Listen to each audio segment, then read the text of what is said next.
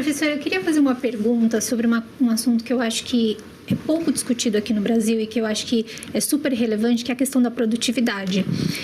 Isso tem sido debatido muito recentemente, até pela questão da escala, fim da escala 6x1, que está sendo discutida, que poderia vir a melhorar a produtividade, até quero entender o que o senhor pensa sobre isso, mas eu acho que pouco se fala sobre o papel da educação na produtividade. Então, eu queria que o senhor comentasse um pouquinho sobre isso e dissesse para quem está assistindo, na sua opinião, o que falta para a gente melhorar em educação, para a gente, de fato, se tornar um país produtivo? Acho que tem uma agenda, de novo, ela esbarra em crenças quase religiosas, mas que é adotar as melhores técnicas que os demais países do mundo adotam. Todo mundo está melhorando seus indicadores, muita gente está melhorando seus indicadores há muito tempo. Você pega Singapura, Coreia, Finlândia, Espanha, vai embora. E você vê que os países gastam muito tempo refletindo sobre qual é a técnica de alfabetizar. Tá? E agora apareceu uma coisa melhor. Tá? A Finlândia parece estar uma obsessividade por todo ano fazer melhor que no ano anterior. Né? Sempre buscando novidades na coisa do ensino. Muita pesquisa sobre isso, muita prática sobre isso. Com muito cuidado e algum rigor estatístico para testar o que funciona. Não é o que eu acho. Eu respeito a opinião. Eu prefiro fatos, prefiro dados. Tá? Não tem no Brasil. Não tem no Brasil. Então, não tem exceções, tem Sobral, é o caso famoso, mas não só Sobral. Tem o Espírito Santo conseguiu fazer uma grande melhora, Goiás tem bons números. Então, você tem algumas regiões do Brasil que tem, mas no geral, os nossos números no PISA são constrangedores. Compara com países parecidos com o Brasil, nós ficamos atrás. Né? Capacidade de leitura e de pensamento quantitativo é muito baixo. Agora, são temas que estão quase proibidos. Falar em método fonético, né? Aqui e as pessoas ficam defensivas. Mesmo pessoal bacana, que concorda, mas a maneira como estão argumentando, porque, sabe, é uma coisa de um afeto, é uma coisa de uma crença de fato religiosa. Ou com estilo, da religiosidade. Sem querer falar mal da religiosidade, tá? Mas o aspecto dogmático, né? Isso não é nada. É isso. E aí vira lá na opção neoliberal, desde que começa os rótulos. Né? Você desqualifica em vez de falar assim, mas você tem evidência? Você tem evidência? Não, porque o problema... Você tem dados para mostrar a sua conjectura? Aí tem uns dados assim meio solto. Produtividade. Teve muita discussão em economia sobre de onde veio a produtividade. Será que o Caldo tinha tese? Não, você investe mais, vai ganhar produtividade. Não tem os dados, testa, mostra. Né? Não aparece. O que aparece de produtividade, né, que é o crescimento econômico associado à produtividade. Quando você faz os testes, educação importa. Educação importa muito para produtividade, para o crescimento. Né? E educação importa muito para reduzir a pobreza. Então, tem um trabalho recente muito bom, que consolida. No fundo, tem 50 anos de pesquisa nessa área, entre educação, desigualdade, pobreza. Esse último trabalho que está no quarto de Journal of Economics é impressionante. Mas é o último de literatura gigantesca, mas esse aí pega realmente quase o mundo inteiro. Mas, Marcos, então nós estamos no caminho errado, porque o projeto do fim da escala 6x1 foi apresentado sem nenhum estudo técnico, sem nenhuma evidência. E o Bolsa Família, que é o maior programa social do Brasil, já abdicou de exigência, como era o renda mínima lá em Campinas, do Magalhães Teixeira, de colocar a criança na escola. E nem se sabe em que escola ia. Quer dizer, lá atrás era muito melhor. Então o caminho está todo errado. Vamos lá, vamos por partes, né? O Bolsa Família, eu acho que quando ele foi concebido, naquele começo de 2003, é uma ideia do Zé Márcio. O Zé Márcio Camargo é o pai do Bolsa Escola. Né? Um economista da PUC do Rio. O Zé é muito criativo, o Zé é um dos economistas mais criativos que tem umas ideias maravilhosas. E na época do governo Fernando Henrique, dona Ruth Cardoso e Vilmar Faria montaram a Comunidade Solidária, o Palácio Planalto virou uma usina de programas sociais. Eles fizeram vários. Tudo que estava na praça eles tentaram quase. É impressionante o que eles fizeram. Não tinha muita evidência empírica, não foram fazendo. Quando vem a transição para o governo Lula, a gente estava fazendo a agenda perdida, o Zé Alexandre Sheikman e eu, e o Zé e o Chico Ferreira tinham tido essa ideia. Pô, em vez de dar vários programas, Vale Gás, Vale isso, Vale aquilo, vamos unificar tudo num único programa que vai para a família, porque a família sabe melhor como gastar seu dinheiro. Como é que o Estado vai saber? Como é que a burocracia em Brasília vai saber? Você precisa de gás, então você precisa de transporte. Não tem como. Para quem gosta dos liberais, isso o Hayek já tinha percebido, né, nos anos 40. Né? O debate dele famoso, teve aquele debate famoso dele com o Oscar Lange, que era um grande economista também.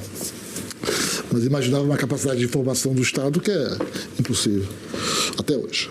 Então a ideia era essa, e quando a gente aí teve a ideia, chamou isso no documento da Fazenda de focalização dos mais pobres, unificar os programas e focalizar os mais pobres, deu aquele debate que realmente é um debate que eu só consigo entender pela agenda da política porque quer derrubar o outro. Né? Porque é um debate incrivelmente torto. Incrivelmente torto. Mas enfim, como o Fome Zero deu errado, o governo que era pragmático, uma hora falou assim, então vamos com essa ideia. Mas a ideia tinha vários espaços.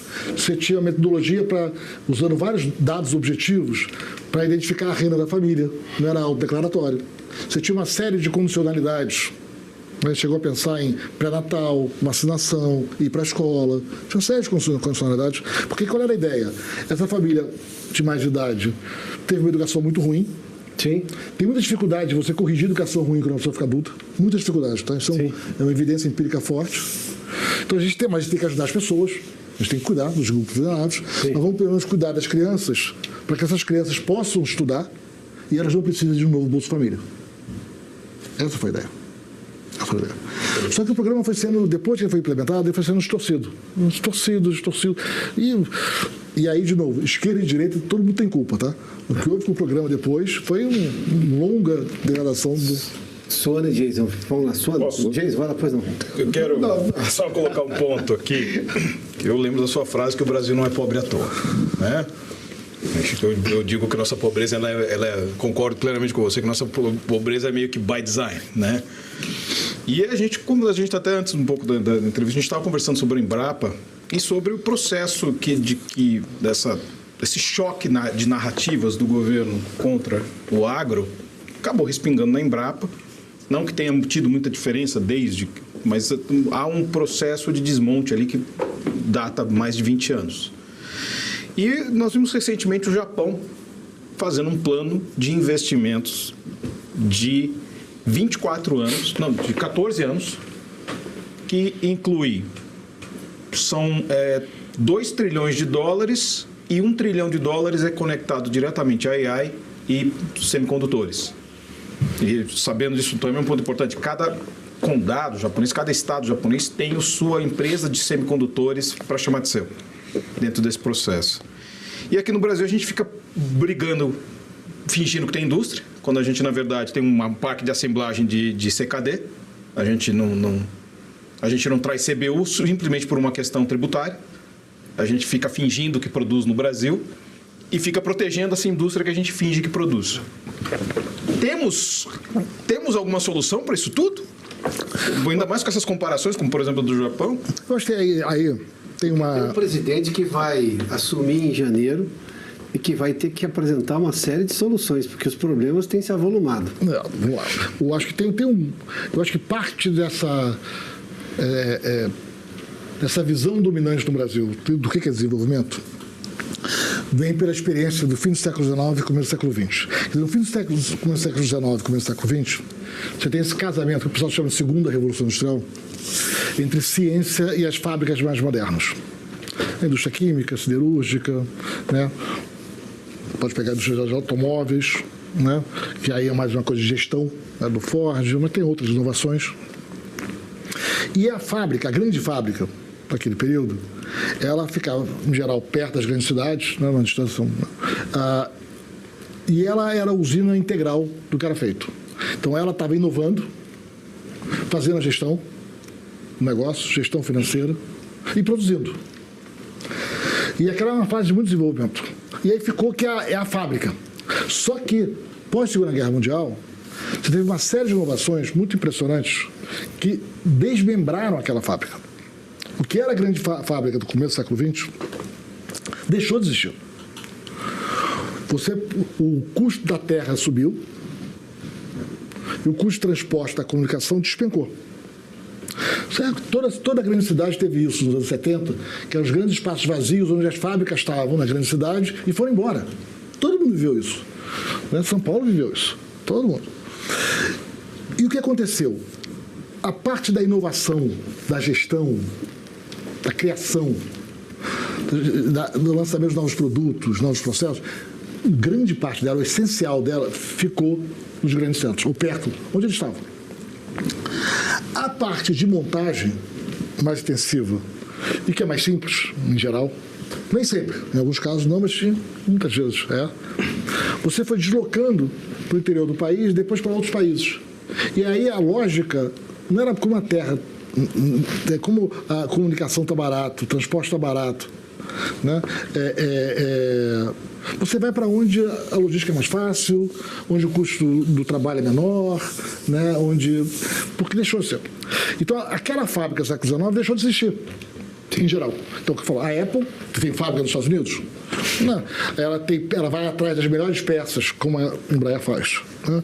No mundo, que por acaso é aquele cara, olha, atualmente a melhor câmera é o país tal. E ano que vem ia aparecer um cara melhor em outro país. Você vai comprar do melhor e você vai ir para a Coreia, China, agora Índia, Vietnã, você monta lá, no celular. Onde está a criação de valor? Está na montagem? Não, está na criação.